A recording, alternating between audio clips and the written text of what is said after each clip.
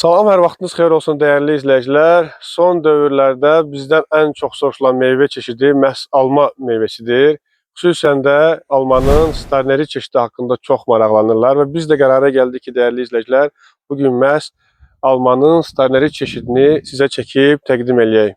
Bu günləri biz almanın Starneri çeşidini təqdim eləmək istəyirik. Ümumiyyətlə, bu ağaclar haqqında, bu bağ haqqında nə məlumat verə bilərsiniz? Calaqaltısı nədir? Bütün bunlar haqqında ətraflı məlumat verərək zəhmət olmasa. Çeşid Starneri çeşididir. Calaqaltısı M9'dur. M9 üzərinə calaq olunub. Tamam. Bağdakı 4 illik bağdır. 4 illik bağ. Bəli, 4 illik bağdır. Yəni 4-cü ildir bu il. 4-cü yarpaq. Bəli, 4-cü yarpaqdır. Tamam. Məhsul dalı da göz qabağındır. Məsəl üçün biz bağ əkəndə meyvə çeşidləri, bir var meyvənin içində olan özünün çeşidləri, bir meyvə çeşidləri də nektarin olsun, şaftalı olsun, gilas olsun, alma olsun. Yəni almanı nəyə görə seçməliyik? Yəni almanın hansı özəllikləri, üstünlükləri var? Almanın tonajı çoxdur. O biri meyvələrə baxan. Nektarində məsəl üçün 5-in 3-ə sxemində 35 tondur norması. Aha. Almada 70 tondur məsəl üçün. Bu 5-in 3-ə sxemində də almada elədir, yoxsa o tel ekim sxemində fərqlidir? Yox, tel ekim sxemində tel ekim sxemində nektarinlə almanı müqayisə etsək tonaj söhbəti. Nektarində məsəl üçün 40 ton götürülür. Hə, tel ekim. 40 ton ya 45 ton belə nəzərə götürülür. Təxminən 40 ton nəzərə götürülür. Bəli, 40 tondur. Almada ancaq ki 70 ton nəzərə götürülür.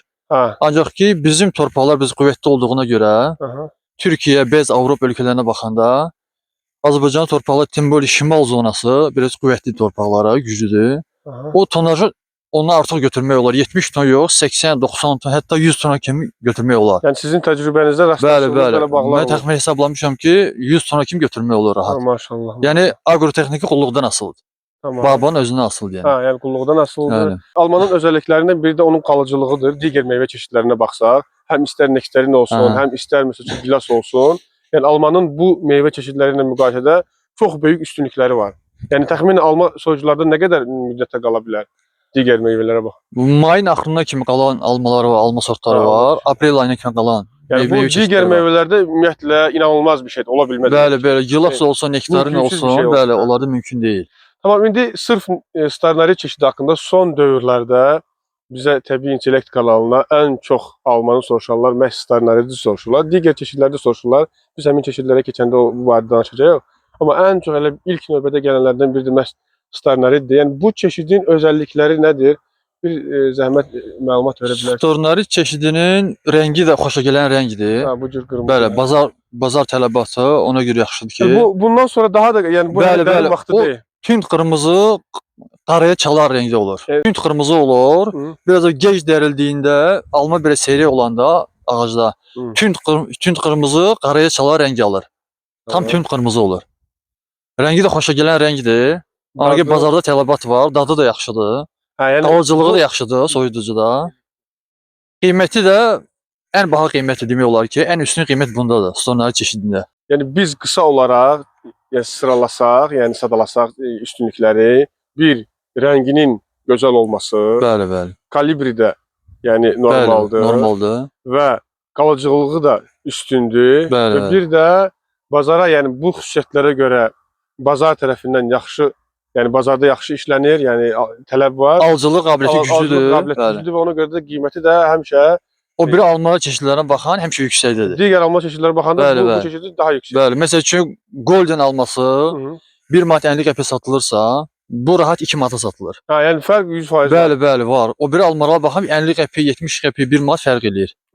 Bəli. Ona görə tələbat bunları çoxdur. Bu alma çeşidi üçün ən yəni optimal əkim sxemi hansıdır? 4 metrənin 80 santiyadır. Yəni 1 metrə mən məsləhət görmürəm. Hə, 4 metrə 80 sm. Bəli, 80 sm yaxşı nəticə göstərir. Çünki kalibr də yaxşı olur. Kalibr də yaxşı olur. Bəli, bazara tələbat da çoxalır. Rəng də aldığı üçün yaxşı. Bazar tələbatını ödəyir yəni. Tələbat da olur bazara ki, rəngi yaxşı olanda.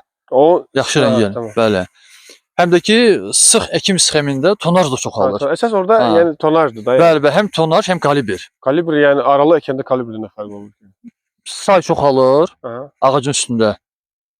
Alma sayı çoxalır. Bir calaq altı Tamam, o tamam. alma böyüdə bilmir. Tamam, tamam. Hə, Biz kifayət arama qədər etdikcə artıq yan budaqlar daha uzun olur və Bəli, daha çox bəli. alma tona çıxartmaq o üçün kalibri hə, tam əkin işte sxemi 4-ün 80 santiya, bəli, məqsədə uyğundur, bəli. ən optimal. Həm almanın kalibrini yaxşı almaq üçün, yəni daha sıx əkilir, Həm də yəni tonları çox yan olmaz. budaqları güc az düşür. Bəli. Əsas yəni Gövdəyə yaxın olur, gövdəyə həm də kalibr yaxın alır. Liderə güc düşür. Hə, Bəli, tamam. bəli. Kalibrə, həm rənginə, həm hər bir şeyə görə ən optimal əkim sxemi 4-ün 80 sm. Bəli, Hal-hazırda bugünkü gündə Bəli, mövcud bəli. olan. Dəyərli izləyicilər, izlədiyiniz üçün təşəkkür edirəm. Kanala abunə olmağı, bəyənib paylaşmağı unutmayın. Növbəti videolarda görüşənədək.